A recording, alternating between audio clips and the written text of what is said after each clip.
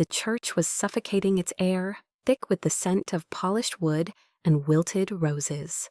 I stood at the back, my hands clasped so tightly, my nails bit into my palms. The pews were filled, every seat claimed by faces I'd known my whole life. Faces that passed over me like I was nothing more than a shadow on the wall. Mia Anderson, they'd murmur, if they spoke of me at all. The spinster, the leftover, the woman who stayed in this town who never married, who dissolved into the background. They didn't even save me a seat for the memorial service, not one. It was a Sunday, the kind of cold that seeps into your bones, where the light through the stained glass windows feels like it's accusing you. The church buzzed with whispers about the guest speaker, some important figure from Washington here, for Mrs. Hargrove's memorial. I'd come because it was right, because I'd sat with Mrs. Hargrove in her final days holding her trembling hand when no one else bothered. I stood there in my faded gray coat, my hair pinned back, my face bare of anything but time.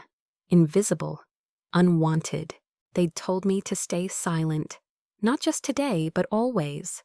My sister June, with her flawless life, her husband, her children, her house, that gleamed like a magazine, had cornered me outside the church doors. Her voice was low sharp, a knife wrapped in silk. Don't draw attention, Mia. Don't shame us. I didn't intend to. I never did. But the way she looked at me, her eyes skimming over me, like I was a stain on her reputation, it carved something deep inside me. A wound I'd carried so long, I'd forgotten how to feel it. I swallowed it like I always do, and kept my eyes on the scuffed hardwood floor. The service began, and the pastor's voice thundered weaving tales of Mrs. Hargrove's faith and kindness. People nodded, their faces solemn, their amens soft. I stayed quiet, my back pressed against the cold wall, my shoes barely making a sound. A young woman in the second row turned, her lips curling into a sneer. "What's she doing here?" she whispered to her friend, her voice carrying just enough to reach me. "Nobody wants her." The words landed like a slap, but I didn't flinch. I'd taught myself not to. Not anymore. But something stirred in me, a faint pulse of memory. A whisper of who I'd been before this town decided I was nothing. I pushed it down, buried it beneath years of silence, and fixed my gaze on the cross above the altar, its gold dulled by time. I wasn't here to be seen. I wasn't here to be anything. I was here because Mrs. Hargrove had mattered, because I'd made a promise to myself long ago to show up when no one else would. June was the center of it all, as always. My sister radiant in her navy dress, her pearls glowing under the church lights, her smile practiced and perfect. She'd organized the memorial, made sure every detail was flawless, made sure everyone knew she was the heart of this town, and she'd made sure I knew my place. "Stay out of the way, Mia," she'd said, her voice barely above a whisper as we'd walked in. "This isn't your moment." I didn't argue, I never do, but I felt it, the weight of her words, heavier than the judgment of the town. I felt their eyes, the ones who'd whispered for years. "Poor Mia," they'd say, their pity sharp as knives. No husband, no children, no life. I'd heard it all, I'd carried it all, and I'd never let them see how it broke me. The service stretched on, and I stood there, my hands still clasped, my heart a quiet ache. The pastor spoke of Mrs. Hargrove's love, her generosity. I thought of her voice, soft and warm, calling me dear when I brought her soup. I thought of how she'd never asked why I lived alone, never looked at me like I was less. I held on to that memory because it was one of the few things that still felt like mine. I'm Mia, and this is my story. If you're listening, if you're feeling this with me, please hit that subscribe button. It means more than I can say to share this with you. I've never told this to anyone, but today, I'm telling you I need you to hear it. They didn't see me that day, not at first, but someone did.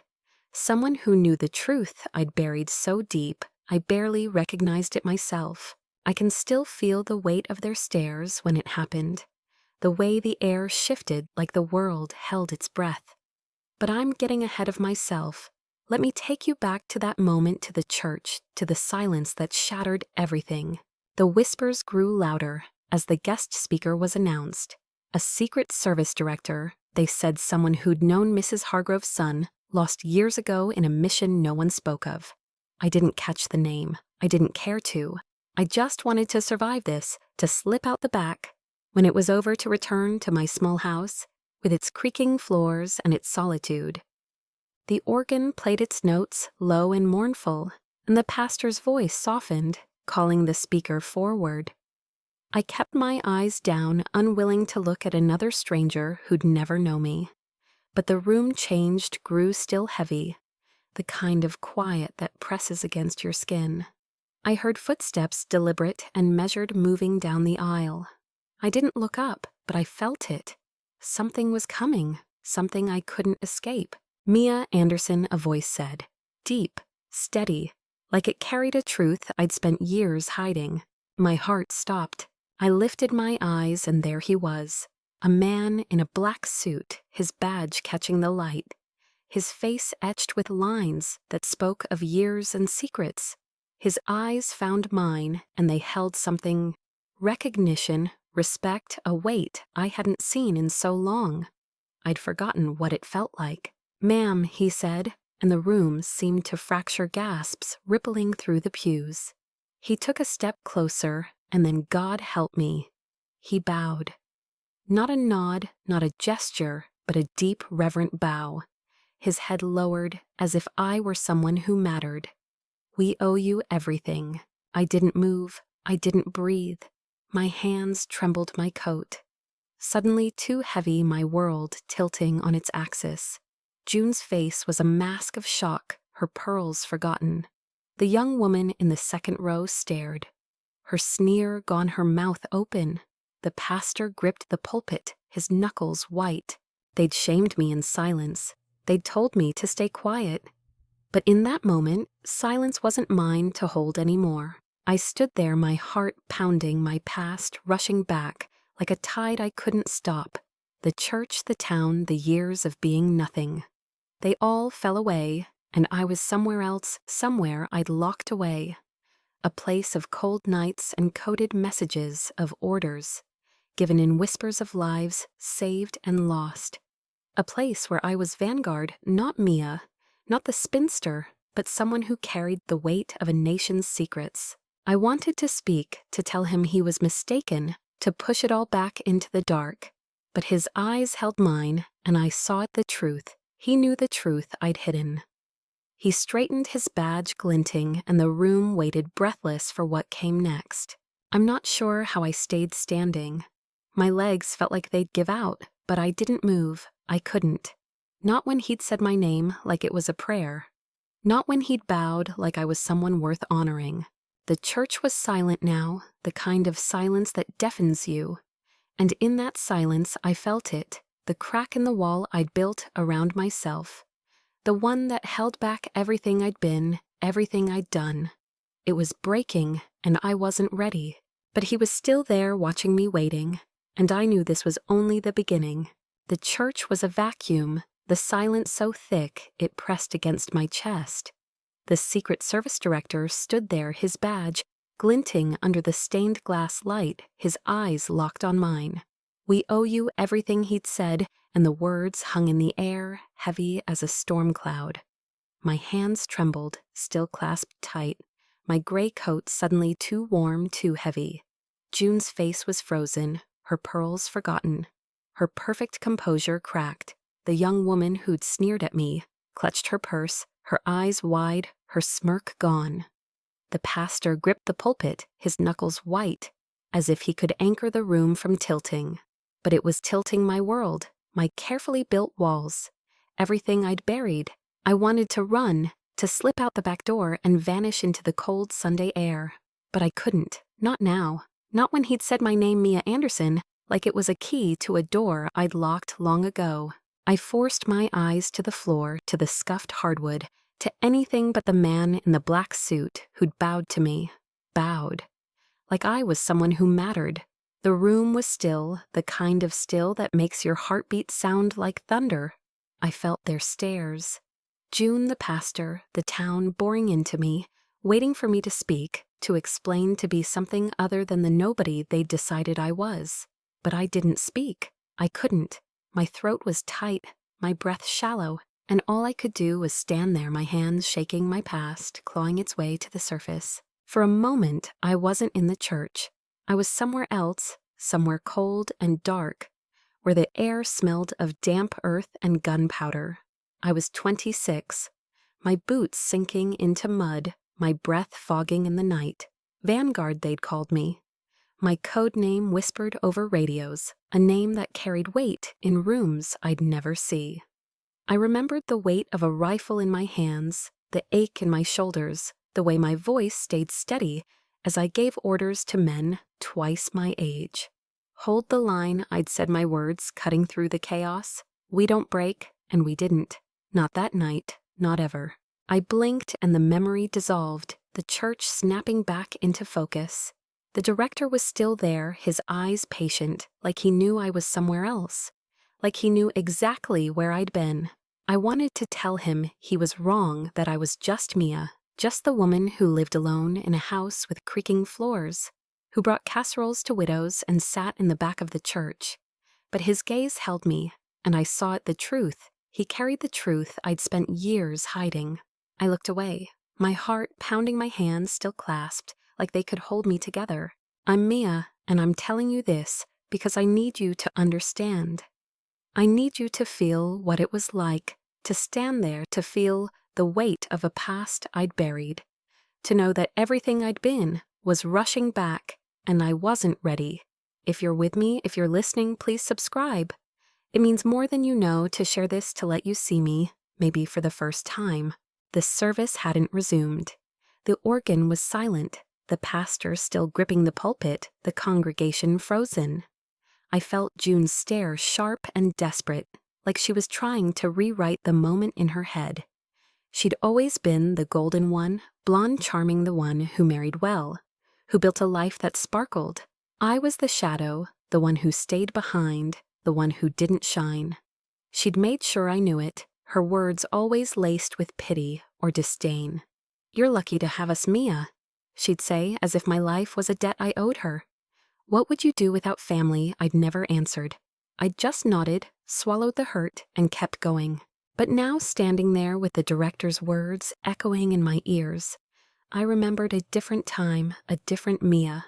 I was 30 in a briefing room that smelled of coffee and steel. My hair pulled back, my uniform crisp. The table was crowded with men in suits, their faces grim, their voices low. Vanguard, one of them, said, sliding a file across the table, "This is yours. No one else can do it."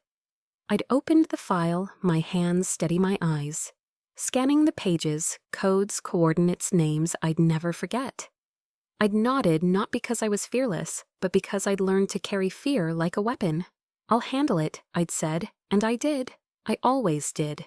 The memory burned sharp and vivid, and I pressed my lips together, forcing it back. The church was too bright, too real. The director took a step closer, his shoes clicking on the hardwood, and I felt the room shrink, the walls closing in. I wanted to tell him to stop, to leave me in my silence, but he didn't. He stood there, his presence a quiet command, and I knew he wasn't leaving until I acknowledged him. Until I acknowledged myself. I thought of the years after those missions, the years I'd come back to this town, my cover intact, my oath binding me to silence. I'd told no one, not June, not my parents before. They passed, not even Mrs. Hargrove, who'd been the closest thing to a friend I'd had. I'd buried Vanguard, buried the woman who'd walked through fire, who'd saved lives in ways no one here could imagine. I'd become Mia the spinster, the nobody, because it was safer, because it was what they expected. But it was lonely. God, it was lonely. Sometimes late at night, when the house was quiet and the stars were sharp, I'd sit by the window and forget I was ever anything but forgotten. I'd trace the scars on my hands, faint, hidden under the skin, and wonder if I'd dreamed it all. The missions, the codes, the nights when I didn't sleep, because sleep meant letting go. I'd wonder if Vanguard was real, or if she'd died somewhere out there in the mud and the dark. I looked up, and the director was still there, his eyes soft but unyielding. He knew. He knew the weight of what I'd carried, the cost of what I'd done. And in that moment, I hated him for it. I hated him for seeing me, for pulling me back to a place I'd fought so hard to leave. But I also felt it a spark, faint but alive, of the woman I'd been. The woman who didn't break. The congregation was whispering now, their voices a low hum, like bees trapped in a jar. I caught fragments: my name, the director's badge questions. No one dared ask aloud. June's face was pale, her hands twisting in her lap. The young woman in the second row looked away. Her cheeks red, her confidence gone. I wanted to feel something: anger, triumph, anything. But all I felt was the ache in my chest, the weight of years spent hiding. I remembered another moment years ago in a safe house that smelled of dust and fear. I was 35. My face bruised, my hands shaking as I stitched a wound in my side. "You're done, Vanguard," my handler had said, his voice crackling over the line. "You've given enough. Go home." I'd laughed a bitter sound, because home wasn't a place anymore. Home was a lie I'd tell myself to keep going. But I'd nodded, because that's what you do when you're bound by an oath. You nod, you disappear, you become someone else. And I'd come back to this town, to this church, to this life. I'd let them call me spinster, burden, nothing. I'd let them shame me in silence, because silence was all I had left. But now, standing here with the director's words ringing in my ears, I felt it, the crack in the lie, the truth pushing through. I didn't speak. I couldn't. My throat was too tight, my heart too loud. But I met his eyes, and for the first time in years, I didn't look away.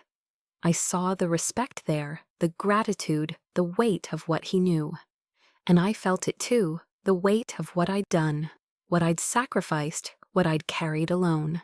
The pastor cleared his throat, his voice shaky, trying to pull the service back together. But it was too late.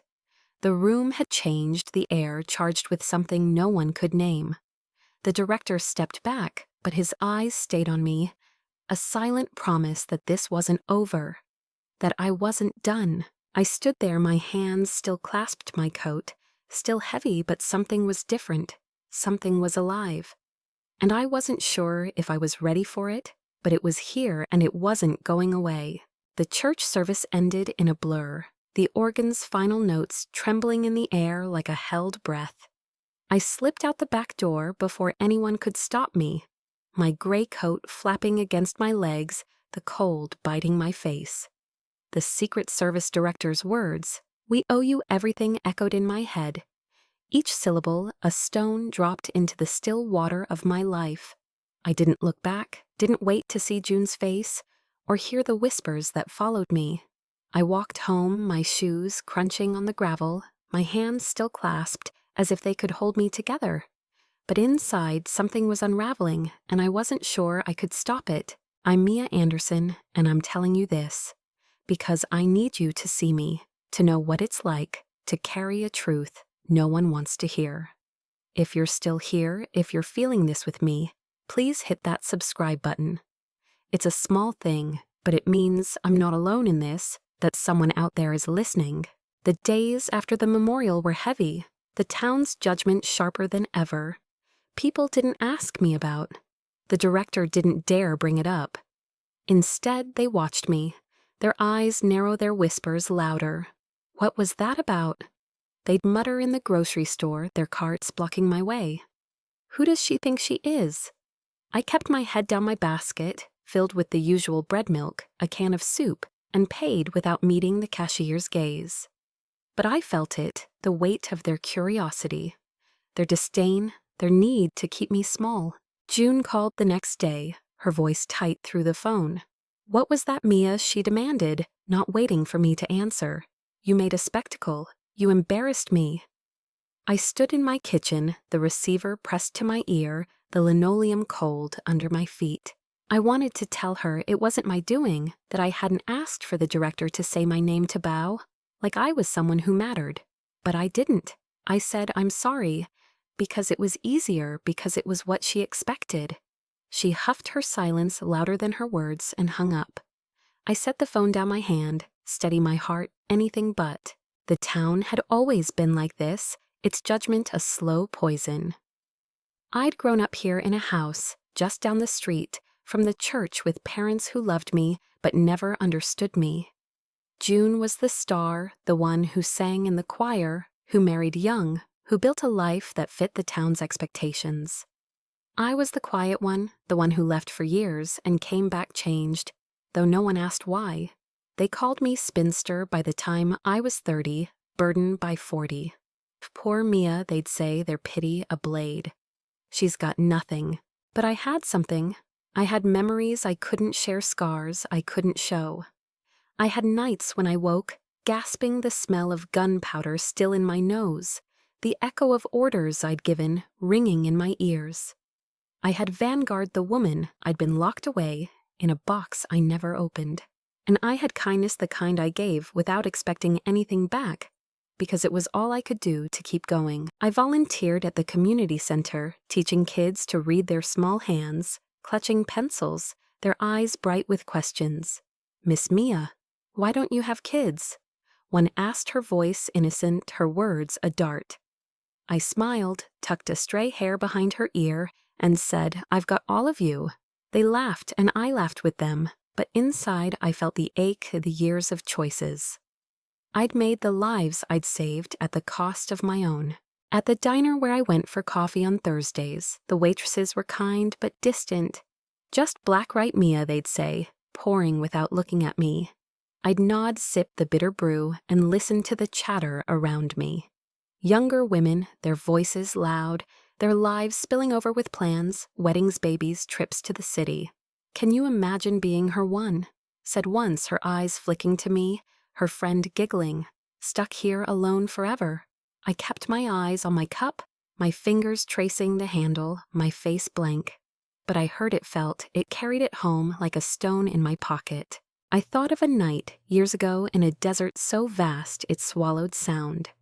I was 32, crouched behind a rock, my radio crackling with static. Vanguard, you're clear, the voice said, and I moved my body low, my heart steady. The mission was simple, extract a target, no trace. But nothing was simple in that life. A child had appeared, wide-eyed, caught in the crossfire. I'd broken protocol, carried her to safety. My arms burning, my breath ragged. You're okay? I'd whispered, though I wasn't sure she understood. I'd saved her, but I'd paid for it weeks. In debrief questions, I couldn't answer a scar on my side that still ached when it rained. I never told anyone. I couldn't. Back in the present, I kept moving. I mowed Mrs. Carter's lawn when her son forgot, carried groceries for Mr. Ellis when his arthritis flared. You're a saint, Mia, they'd say, but their voices held pity, not respect. I nodded, smiled, and went home to my house, where the silence was both friend and enemy. I'd sit by the window, the stars sharp outside, and wonder if I'd ever been anything but this alone, overlooked, a ghost in my own life. June invited me to dinner a week after the memorial, her voice grudging through the phone. It's for the kids, she said, as if I'd refuse. I went because they were my niece and nephew, because I loved their laughter, their sticky hands. The house was bright, filled with the smell of roast and the hum of conversation. June's husband, Tom, talked about his promotion, his voice loud, his smile wide. June boasted about their daughter's dance recital, their son's soccer game. I sat at the end of the table, my plate small, my voice smaller. Pass the potatoes, Mia, Tom said, not looking at me. I did my hands steady my heart, quiet. Mia, you should get out more, June said later, her tone sweet but sharp, her eyes on me, as the kids played in the next room. You can't just exist like this. I looked at her, her perfect hair, her perfect life, and felt the old wound open. I'm fine, I said, my voice soft, my eyes on my hands. She sighed as if I'd disappointed her again and changed the subject. I left early the night, cold the stars hidden by clouds. I remembered another moment in a safe house that smelled of dust and fear. I was 34, my hands stained with ink, my eyes burning from hours of decoding. Vanguard, you're the best we've got. My handler said, his voice low, his eyes serious. But you can't tell anyone, not ever. I'd nodded because I understood. The oath was my anchor, my cage. I'd carried it through missions, through injuries, through nights when I didn't think I'd see the dawn. And I carried it still, here in this town, where no one knew, where no one cared. The whispers didn't stop. At the post office, the clerk handed me my mail with a smirk. "Heard you caused a stir at church," she said, her voice loud enough for others to hear. I took the envelopes, my fingers steady, and said nothing. At the library, a group of women stopped talking when I walked in, their eyes following me to the stacks. Spinster one whispered, thinking I couldn't hear. I pulled a book from the shelf, my hands calm, my heart heavy. But I kept going. I helped at the food bank, sorting cans with hands that had once held a rifle. I read to the kids at the community center, my voice soft, their eyes wide. I brought flowers to Mrs. Hargrove's grave, the petals bright against the gray stone. "You saw me," I whispered, my voice breaking because she had. She'd seen me when no one else did. The town was planning a big event, a gala to honor local veterans, and June was in charge, of course. She called me, her voice brisk. "You should come, Mia. It's important." I heard the unspoken words, "Don't embarrass me." I almost said no, almost stayed home with my books and my silence. But something in me stirred, the same flicker I'd felt in the church, the spark of Vanguard still alive. "I'll be there," I said, and hung up before she could respond. I didn't know then what was coming. I didn't know the gala would change, everything, that the director's words were just the beginning. But I felt it, the pull of something bigger, the weight of a truth I couldn't keep buried forever. I went home, my house quiet, my heart loud. I sat by the window, the stars faint, and touched the scar on my side, the one that ached when it rained. I thought of the child I'd saved, the missions I'd led, the oath I'd kept. And for the first time in years, I didn't push it away. I let it stay, let it breathe, let it remind me who I was. The invitation sat on my kitchen table for days, its cream envelope pristine, the gold lettering catching the morning light. "Gala to honor our veterans." It read, the words bold, the date circled in June's precise handwriting. I'd stared at it, my coffee cooling in its mug, my fingers tracing the edge of the paper. I didn't want to go. I wanted to stay in my house, with its creaking floors and quiet corners, where no one looked at me like I was less. But June's voice echoed from our last call. It's important. Mia and I felt the pull of duty, the same pull that had kept me showing up all these years.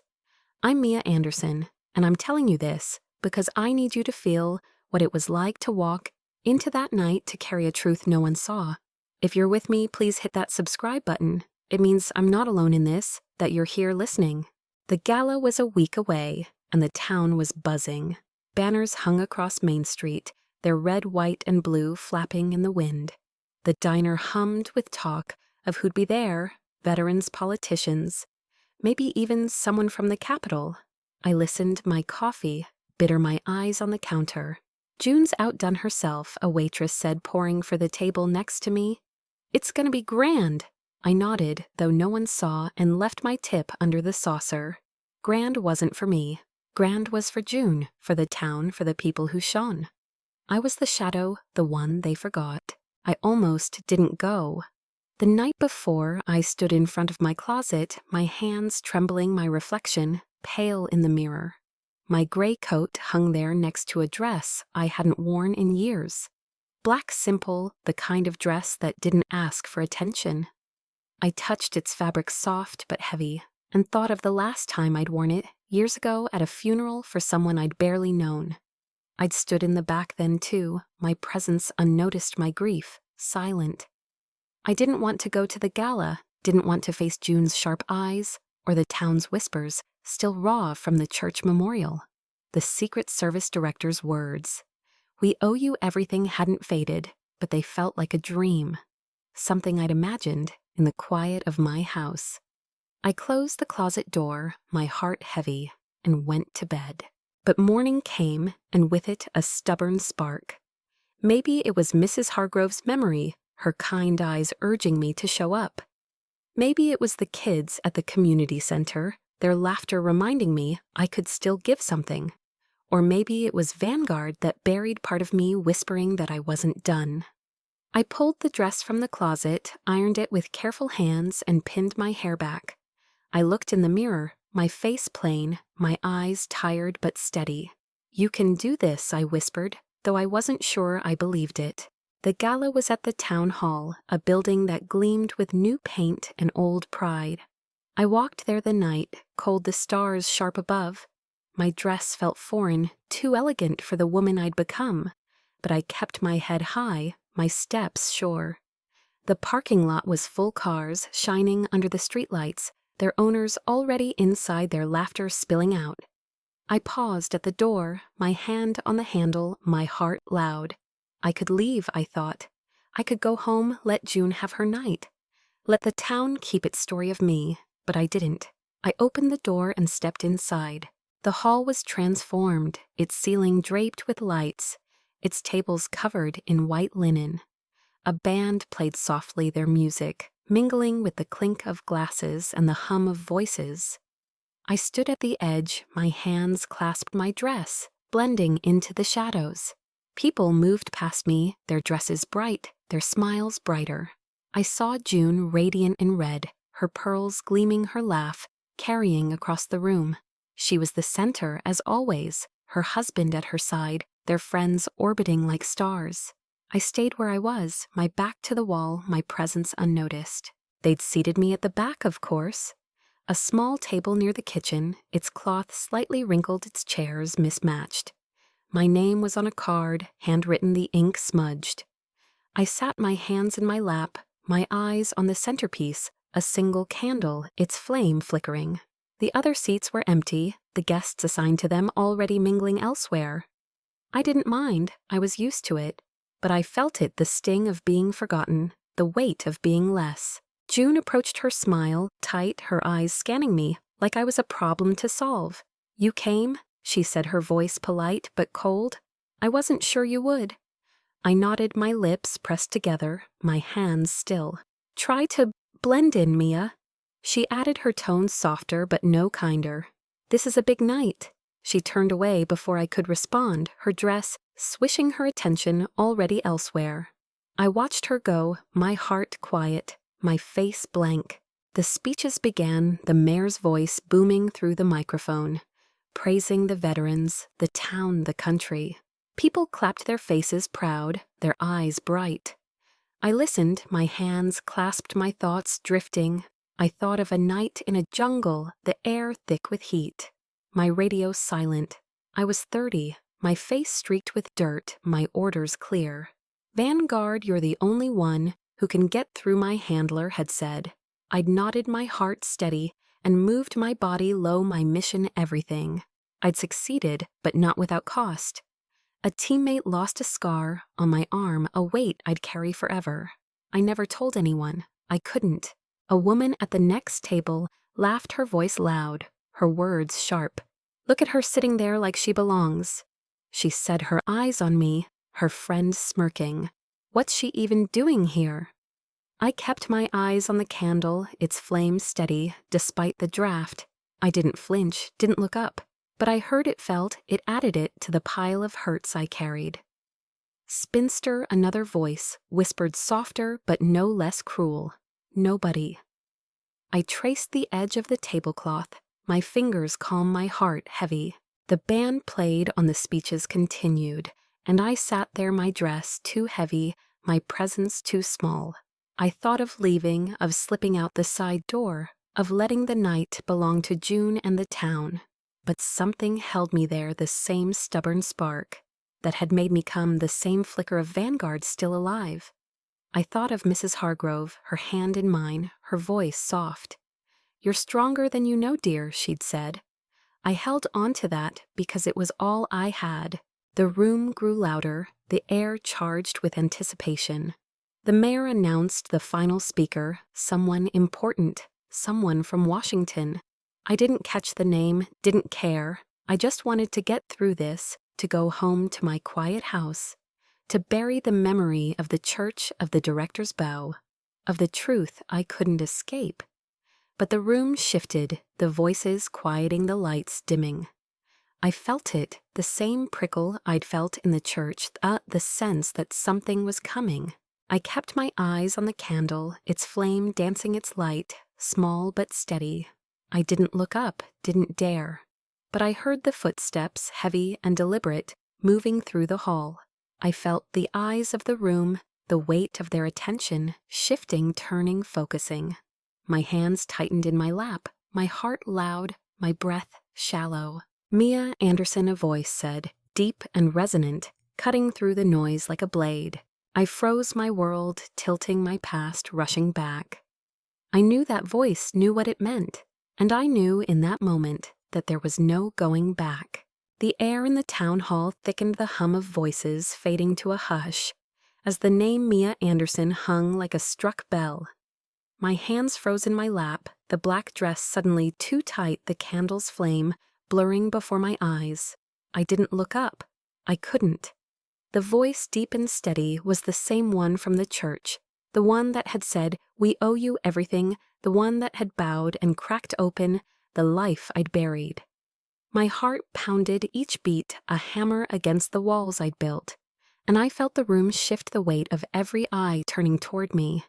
I'm Mia, and I'm telling you this because I need you to feel the terror and the truth of that moment, the way it pulled me apart. If you're here, please hit that subscribe button. It means you're with me, carrying this weight, seeing me when no one else did. The footsteps came closer, deliberate, echoing on the polished floor, each one a pulse in the silence. I kept my eyes on the candle, its flame trembling, as if it knew what was coming. I wanted to disappear, to slip under the table, to be the nobody they'd always seen. But the voice had said my name, and there was no hiding from it. Not now, not anymore. I felt the prickle of sweat on my neck, the ache in my hands as I clasped them tighter, my nails biting into my palms. The room was a sea of faces, June's pale and rigid, the mayor's confused, the young woman from the church, her smirk gone, her eyes wide. They were all watching, waiting, and I was the center of a storm I hadn't asked for. I remembered a night years ago in a safe house that smelled of rust and fear. I was 33, my hands steady, as I decoded a message, my eyes burning from hours without sleep. Vanguard, my handler, whispered, his voice low, his face shadowed. They're coming for you. You have to move. I'd nodded, my heart, calm, my body already in motion. I'd slipped through the dark, my breath silent, my mission clear. I'd survived because I was invisible, because no one saw me until it was too late. But now in this hall, invisibility wasn't an option. They saw me and I wasn't ready. The footsteps stopped close enough that I felt the air shift. I forced myself to look up, my eyes, slow, my heart louder than the band's fading notes. He stood there, the Secret Service director, his black suit, crisp, his badge, catching the light like a warning. His face was older than I'd remembered, lines etched deep, but his eyes were the same sharp knowing, carrying a weight that matched my own. He was tall, his presence commanding, but there was something else, something softer in the way he looked at me. Respect, gratitude, a truth I'd spent years running from. "Ma'am," he said, his voice quieter now but no less powerful. "We've been looking for you."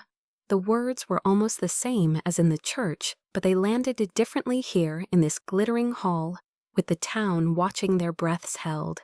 I felt June's stare, sharp as a blade, her red dress a blur in my periphery. I felt the mayor's confusion, the young woman's shock, the room's collective disbelief. They didn't understand. They couldn't. But he did, and that was worse. I opened my mouth, my voice, a stranger's, faint and trembling. "You're mistaken," I said, the words barely audible, a reflex to push it all away. But he shook his head, a small gesture, almost gentle, and took another step closer. The room gasped, a soft ripple, as if I'd done something extraordinary by speaking. I hadn't. I was just Mia the spinster, the nobody, the woman who sat at the back and kept quiet. But his eyes said otherwise, and I felt the crack in my chest widen the truth I'd buried pushing through. I thought of another moment in a desert under a sky too big for words. I was 31, my rifle heavy, my orders absolute. Vanguard, you hold the line. The radio crackled, and I did, my body pressed to the sand, my eyes scanning the horizon. The enemy was close, their shadows moving in the dark, but I was closer. I'd saved a team that night, diverted a threat no one would ever know about. The report was classified, my name erased my sacrifice a secret. I'd come home with a scar on my shoulder and a silence I couldn't break. I'd carried it here to this town, to this table, to this moment. The director's eyes didn't leave mine, and I saw it, the recognition, the weight of what he knew. He was older, but I knew him too. Not by name, not by face, but by the way he carried himself, the way he spoke my name. Like it was a code, a signal, a call to the woman I'd been. He'd been there in those rooms, those missions, those nights when the world hung by a thread. He knew Vanguard, and he knew what it had cost me. The room was silent now, the kind of silence that deafens you, where even the candle's flame seemed to hold its breath. I felt June's hand on her glass, her knuckles white, her composure fracturing. I felt the young woman's stare, her confidence gone, her face flushed. I felt the mayor's unease, his speech forgotten, his authority dwarfed by the man in the black suit. And I felt my own heart loud and unsteady as the past I'd locked away broke free. I'm not who you think, I said, my voice stronger now, though it shook. I wanted to believe it wanted to be just Mia, the woman who read to kids, who mowed lawns, who lived alone. But he smiled a small, sad smile and shook his head again. You're exactly who I think. He said, his voice low, meant for me alone. And it's time they knew. The words hit like a wave, and I gripped the table, my hands trembling, the cloth crumpling under my fingers. I wanted to run, to hide, to be invisible again. But his eyes held me, and I saw the truth in them, the missions, the sacrifices, the lives I'd saved. I saw Vanguard not as a memory, but as a part of me, still alive, still breathing. And I hated him for it, for pulling her back, for making me face her. But I also felt it, a spark, faint but fierce, of the woman who didn't break. The band was silent, the mayor froze in the room, a tableau of shock and curiosity. June's face was a mask, her eyes darting between me and the director, her world tilting. The young woman from the church looked away, her hands twisting in her lap, her cruelty exposed. I wanted to feel anger, to let it burn through the years of shame, but all I felt was the ache in my chest, the weight of a truth I couldn't outrun. I remembered a briefing years ago in a room that smelled of steel and secrets. I was 35, my hair pulled back, my uniform stiff. Vanguard, the general, said, his voice gruff, his eyes sharp, "This one's on you. If you fail, we all do." I'd nodded, my hands steady, my heart calm. I hadn't failed. I'd walked through fire, carried the weight of a nation's safety, and come out the other side. But no one knew. No one could know. The oath was my shield, my cage, and I'd kept it, even when it meant losing myself.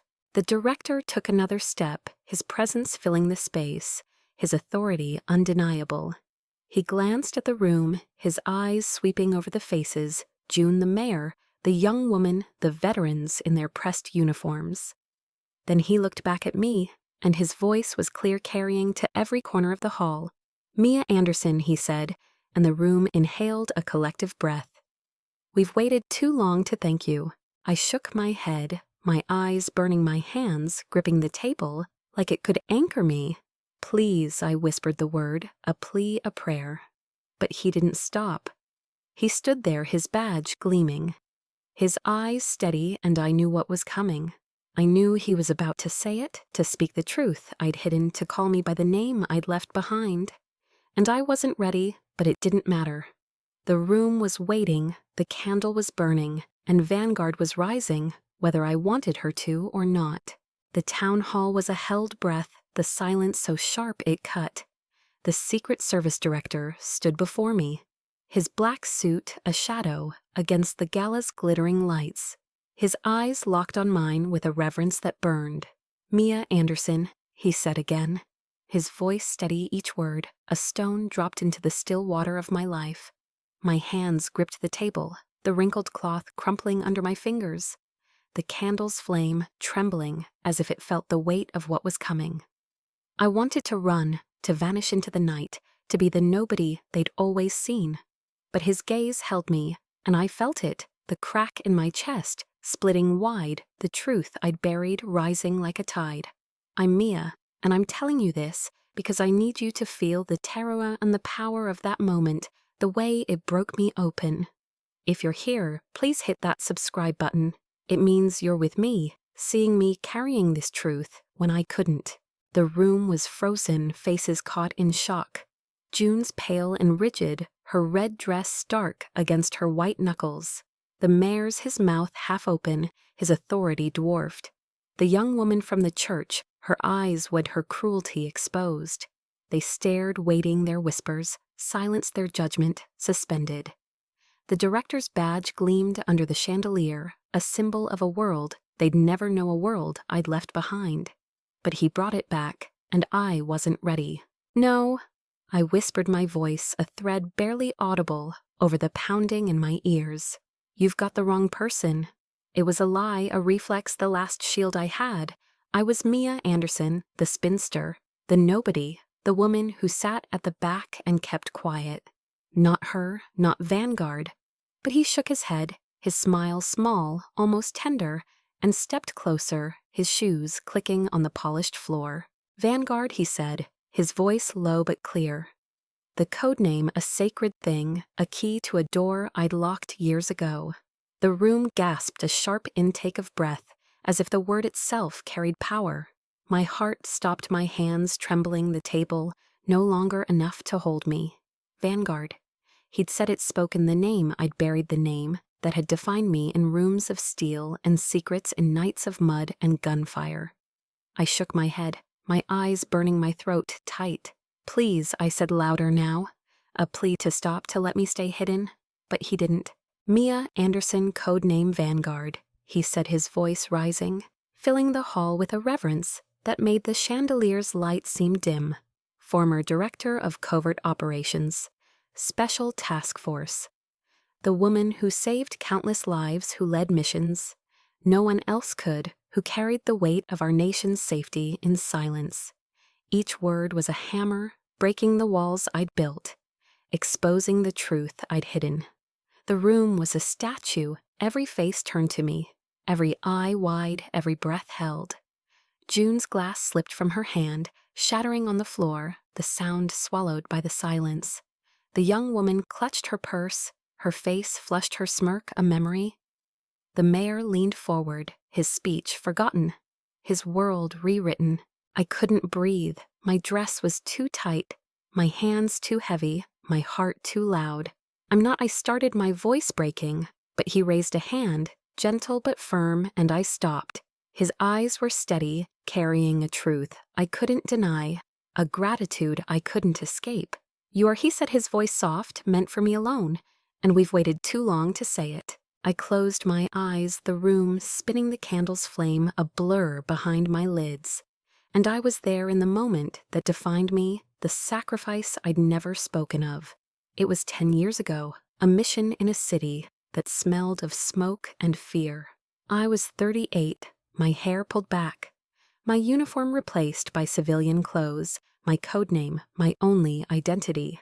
"Vanguard, you're our last hope." The general had said, his voice crackling over the line. The target was a network, a threat that could topple governments, and the intel was clear. Only I could get close, only I could stop it. The cost was high, the odds worse. I'd knotted my hands, steady my heart, calm. "I'll do it," I'd said, and I had. I'd slipped into the city, my cover a lie, my mission a truth. The nights were long, the days longer, my body pushed beyond breaking. I'd worked alone, no backup, no safety net. I'd found the target dismantled, the network saved lives no one would ever count. But it cost me. A bomb had gone off closer than planned, and I'd been caught in the blast, my side, torn open, my vision fading. I'd crawled to safety, my hands slick with blood, my breath a prayer. Vanguard report, the radio demanded, but I couldn't answer. I'd lain there, the stars above me, the city burning behind, and thought of home, not this town, not June, but a place I'd never found. I'd survived, but I'd lost something. A piece of myself I'd never get back. I opened my eyes, the gala snapping back. The director still standing there, his gaze unwavering. The room was a sea of faces, their shock a living thing, their whispers gone. I saw June, her eyes wet, her hands trembling, her world shattered. I saw the young woman, her head bowed, her cruelty undone. I saw the mayor, his face pale, his authority irrelevant. And I saw myself not as Mia, not as the spinster, but as Vanguard, the woman who'd walked through fire and come out the other side.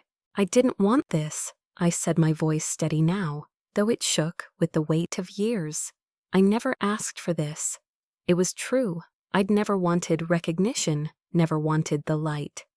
I'd done what I did because it was right, because it was mine to do. But the director shook his head, his smile sad, his eyes kind. You didn't ask, he said, his voice carrying to every corner. But you deserve it. You deserve to be seen. The room exhaled a soft sound like the world starting again. I felt the tears, hot and sudden, burning my eyes, but I didn't let them fall. I looked at him, at the badge, at the truth he carried, and I felt it, the weight of what I'd done, the lives I'd saved, the oath I'd kept. I felt Vanguard not as a memory, but as a part of me, alive and breathing, standing tall in this hall, in this moment. I thought of that night again, the bomb, the blood, the stars. I'd been debriefed, my wounds stitched, my report classified. You're done, Vanguard. My handler had said, his voice heavy. You've given enough. I'd nodded because I had no words, because the oath was all I had left. I'd come back to this town, to this life, to this silence because it was safer, because it was what they expected. But now, standing here with the director's words ringing, I knew it wasn't enough. Not anymore. The band was silent, the chandeliers dimmed the room, a cathedral of awe and regret. June's face was a map of confusion, her pride undone, her judgment exposed. The young woman looked away, her hands still, her shame a mirror. The mayor cleared his throat, but no one listened. They were listening to the director, to me, to the truth that changed everything. I stood, my legs unsteady, my dress heavy, but my spine straight. I met his eyes, and for the first time in years, I didn't look away. I saw the respect, the gratitude, the weight of what he knew. And I felt it too, the weight of what I'd done, what I'd sacrificed, what I'd carried alone. I didn't speak, didn't need to. My silence was enough, my presence enough, my truth enough. The director nodded, a small gesture, but it felt like a salute, a recognition of everything I'd been. He turned to the room, his voice clear, his authority absolute. This woman, he said, is why we're here. This woman is why we're safe. And the room for the first time saw me. Not Mia, not the spinster, but Vanguard, the woman who'd saved them whether they knew it or not. The town hall was a cathedral of silence. The chandelier's light softened the air, heavy with the weight of truth. The Secret Service director's words, "This woman is why we're safe," hung like a vow, each syllable reshaping the room, the people, the years I'd spent unseen. I stood at my small table, my black dress heavy, my hands trembling, but steady, my spine straight for the first time in what felt like forever. The candle's flame flickered, a small, stubborn light, and I felt it mirrored in me, a spark of Vanguard no longer buried, burning quiet, but fierce. I'm Mia, and I'm telling you this because I need you to feel the shift, the moment the world saw me, not as a shadow, but as a force. If you're here, please hit that subscribe button. It means you're standing with me, witnessing this, carrying my truth. When I thought I'd carry it alone, the room exhaled a soft ripple of sound, like a tide turning. Faces I'd known my whole life. June's, the mayor's, the young woman from the church. were no longer sharp with judgment or pity. They were open raw, caught in a truth they couldn't unsee. June's eyes were wet, her red dress a stark contrast to her pale face, her hands still clutching the shards of her broken glass. The young woman whose sneer had cut me weeks ago stared at the floor, her purse forgotten her shame, a visible weight. The mayor shifted in his seat, his speech crumpled, his authority irrelevant, and the veterans' men and women in pressed uniforms, their medals gleaming, began to stand one by one, their chairs scraping the floor, their eyes on me. I wanted to look away, to shrink back into the shadows, to be Mia, the spinster, the nobody. But the director's gaze held me, his badge, glinting, his presence a quiet command. He'd called me Vanguard, spoken my code name like a prayer, and now the room was rising, their bodies, a slow, deliberate wave of respect. I felt the tears, hot and sudden, burning behind my eyes, but I didn't let them fall. I stood there, my hands at my sides, my heart loud, my silence louder. I didn't need to speak. They were seeing me, really seeing me for the first time, and it was enough. The band, silent until now, began to play a single violin, its notes soft and mournful, weaving through the room like a memory. The veterans were all standing now, their faces lined with years and stories, their eyes carrying a recognition I hadn't expected. They knew not the details, not the missions, but the weight of sacrifice, the cost of silence. One, an older man with a silver star pinned to his chest, stepped forward, his hands steady, his eyes kind. He saluted, slow and deliberate, his hand sharp against his brow. I froze my breath, catching the gesture, a bridge to a life I'd left behind. I nodded, a small movement, but it felt like a vow, a promise to the woman I'd been. I remembered a moment years ago in a briefing room that smelled of coffee and steel. I was 36, my uniform crisp, my code name my shield. Vanguard the general, said, his voice low, his eyes heavy. You saved us, you know that, don't you? I'd shaken my head, my hands clasped my heart, quiet. I did my job, I'd said, because it was true, because I didn't know how to carry praise. He'd looked at me, his face soft, and said, one day they'll know. I'd nodded because I had to, but I hadn't believed him. I'd walked away, my oath intact, my silence my armor, and buried Vanguard in this town, in this life, in this shame. The director stepped forward, his shoes clicking on the floor, his presence pulling the room's focus. He reached into his jacket, his movements careful, and pulled out a small velvet box, its surface worn but gleaming. The room inhaled a collective breath as he opened it, revealing a medal, its ribbon red and gold, its metal catching the light. Mia Anderson, he said, his voice clear, carrying to every corner. For your service, your sacrifice, your silence, we honor you with the Distinguished Service Medal. The words were a weight, a truth, a justice I hadn't sought, but couldn't refuse. I shook my head, my voice a whisper. I don't. But he raised a hand, gentle but firm, and I stopped. He stepped closer, his eyes kind, his voice low. You do, he said, meant for me alone? You've earned this, Vanguard. Let us give it to you. I felt the tears again, closer now, but I held them back, my hands trembling as he pinned the medal to my dress. Its weight small but heavy, like the years I'd carried. The room was silent, the violin's notes fading, the candle's flame steady. I touched the medal, my fingers brushing the ribbon, and felt it the truth of who I'd been, who I was, who I'd always be. June stood, her movements jerky, her face a map of regret. She crossed the room, her heels loud in the silence, her eyes wet, her composure gone. Mia, she said, her voice breaking, her hands twisting together. I didn't know, I'm sorry. The words were raw, jagged, a confession she hadn't planned. I looked at her, my sister, the golden one, the one who'd shamed me, who'd told me to stay quiet, to stay small. I saw the pain in her eyes, the guilt, the love she'd buried under years of judgment. I wanted to feel anger, to let it burn through the hurt she'd caused, but all I felt was the ache in my chest, the weight of a truth she'd never understand. It's okay, I said, my voice soft, my eyes steady. It wasn't not really. but I didn't need her apology. I didn't need her to see me. The room had seen me, the director had seen me, and I'd seen myself. That was enough. June nodded her tears, falling, and stepped back. Her place no longer the center, her pride no longer the story. The young woman from the church approached her steps hesitant. Her face flushed her hands, clutching her purse like a shield. "Miss Anderson," she said, her voice small, her eyes on the floor. I was wrong. I'm so sorry." I looked at her, the girl who'd sneered, who'd called me nobody, who'd laughed at my existence. I saw her shame her youth, her attempt to make it right. I nodded my silence, my answer, my forgiveness, a gift I gave because I could.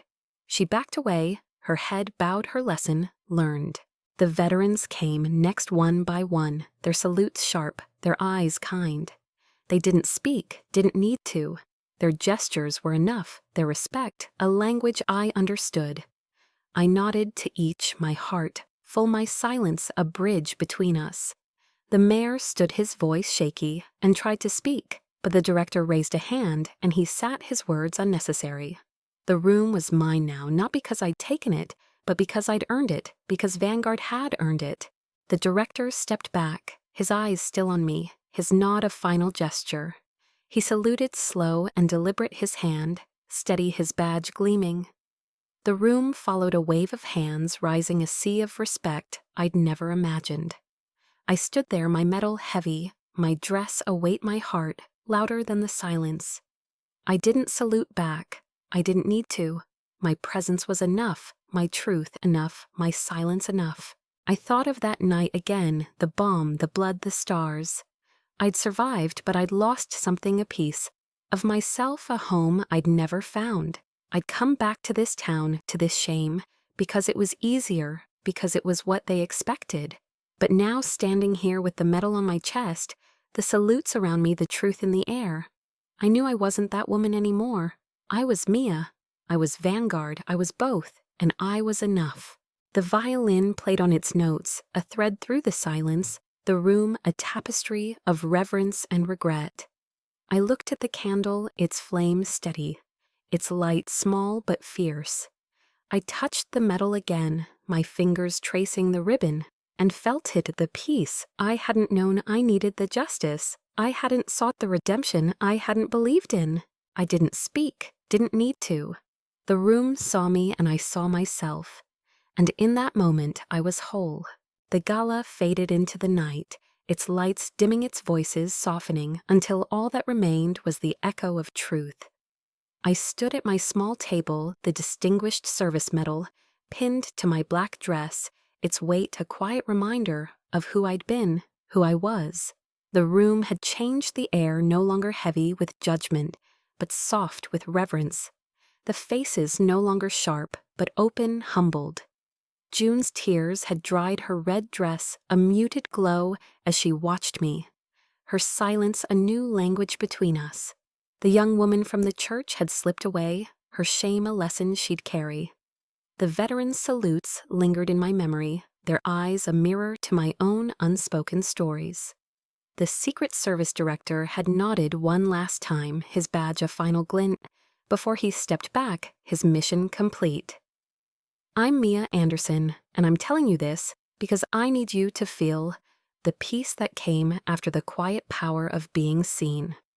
If you're here, please hit that subscribe button. It means you've walked this road with me, and I'm not alone. I left the town hall without a word, my dress heavy, my medal. Heavier the cold night air, a balm against my skin. The stars were sharp above their light, steady like the candle that had burned through the gala. Through the truth, through me. I walked home, my shoes soft on the gravel, my heart loud but calm. The town was asleep, its banners still flapping. On Main Street, its judgment silenced at least for now. I didn't need their whispers anymore, didn't need their pity or their awe. I had something else, something I hadn't known. I'd lost a piece of myself. Reclaimed in that hall, in that moment, under the weight of a medal and a code name. The days that followed were different, though the town looked the same. The diners still smelled of coffee and grease. The library still hummed with whispers, the community center, still echoed with children's laughter. But the air had shifted, the glances softer, the voices quieter. People nodded to me now, their eyes hesitant but kind, as if they were meeting me for the first time. Miss Anderson, the cashier at the grocery store, said, her smile small but real. "Thank you." She didn't say for what didn't need to. I nodded my basket, light my heart lighter, and paid without a word. June came to my house a week later, her navy coat buttoned tight. Her face bare of makeup, her eyes raw. She stood in my kitchen, the linoleum cold under our feet, the kettle whistling on the stove. "Mia," she said, her voice soft, her hands twisting together. I didn't know. I should have known. I looked at her, my sister, the golden one, the one who'd shamed me, who'd loved me in her way, but never seen me. I saw the regret in her eyes, the love she'd buried under years of expectation, and I felt no anger, only a quiet ache for the years we'd lost. "It's okay," I said, pouring tea, my hands steady my voice, calm. "You know now." She nodded, her tears falling, and we sat in silence, the steam rising between us, a fragile bridge to something new. The town didn't change, not really. The whispers didn't stop, though they were kinder, now tinged with awe instead of scorn. Vanguard, a child at the community center, whispered, her eyes wide, her pencil forgotten. I smiled, tucked a stray hair behind her ear, and said, "Just Mia?" She giggled, but her eyes stayed on me, as if she saw something I hadn't shown. I read to them that day, my voice soft, their faces bright, and felt it, the power of being seen, not for what I'd done, but for who I was. I thought of that night 10 years ago, the bomb, the blood, the stars. I'd crawled to safety, my side torn open, my breath a prayer. Vanguard report, the radio had demanded, but I'd been silent, the stars my only witness. I'd survived, but I'd lost something. A home, a piece of myself, a life I might have had. I'd come back to this town, to this shame, because it was easier, because it was what they expected. But now, with the medal in a box on my dresser, with the salutes in my memory, with the truth in the air, I knew I wasn't that woman anymore. I was Mia, I was Vanguard, and I was whole. I went to Mrs. Hargrove's grave, the grass soft under my feet, the stone bright with new flowers. I knelt, my hands on the earth, my heart full. "You saw me," I whispered, my voice breaking, because she had. She'd called me dear, held my hand, loved me, when I was just Mia. I left a single rose, its petals red against the gray, and stood, the wind cold but kind, the stars above, a quiet promise. I'm telling you this, you who's listening, because I need you to know something. You don't need to explain your past to anyone. It lives in your spine, in the way you walk, in the choices you make when no one's watching. You don't need their praise, their pity, their permission. You are enough just as you are, and no one can take that from you. I learned that in a hall full of strangers, under the weight of a medal, in the silence of a truth I'd carried alone. And I'm learning it still, every day, in the quiet of my life. I went home, my house, creaking its corners soft with familiarity. I opened the box on my dresser, the medal gleaming inside its ribbon, red and gold. I touched it, my fingers tracing the metal, and felt the years, the missions, the scars, the silence. I closed the box, my hands steady my heart, calm, and walked to the closet. There in the back was a small flag, folded tight, its stars faded but bright. I'd carried it through missions tucked against my heart, a reminder of why I fought, why I stayed silent, why I kept going. I took it out, my hands careful, and unfolded it, the fabric soft but heavy. I held it for a moment, the stars against my chest, the weight of everything I'd been, everything I was. Then I folded it again, each crease precise, each movement a ritual. I placed it on the shelf next to a photo of Mrs. Hargrove, her smile warm, her eyes kind. I stepped back the room, quiet, the stars outside, sharp through the window. I didn't need the town's awe, didn't need June's regret, didn't need the medal's weight. I had something else, something quieter, something mine. I walked to the door, my coat over my arm, my head high, and stepped outside. The night cold the world wide. I didn't look back. I didn't need to. Vanguard was with me, Mia was with me, and I was enough. I'm telling you this because I want you to carry it too. Your truth, your strength, your silence, it's yours and it's enough. Walk with it, hold it. Let it live in your spine. And when the world tries to shame you, when it tells you to stay quiet, remember me, remember this moment, and keep going. You don't need their light. You are the light. I closed the door behind me, the lock clicking, the night stretching out. And I walked my steps, sure my heart, full my truth, a star I'd never lose again.